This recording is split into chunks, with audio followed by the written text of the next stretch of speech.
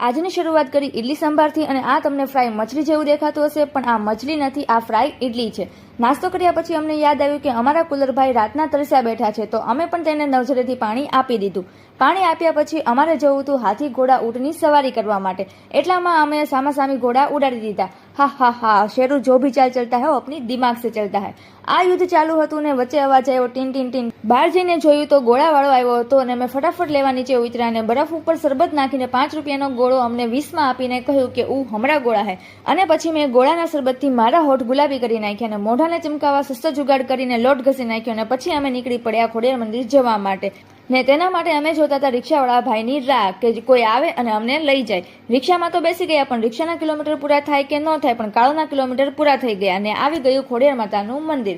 મેં વસ્તુ લેવા માટે કર્યા ધમ પછાડા અને મમ્મીએ માર્યો મને એક ઢીકો અને મારા વાહામાં પડી ગયા ગોબા.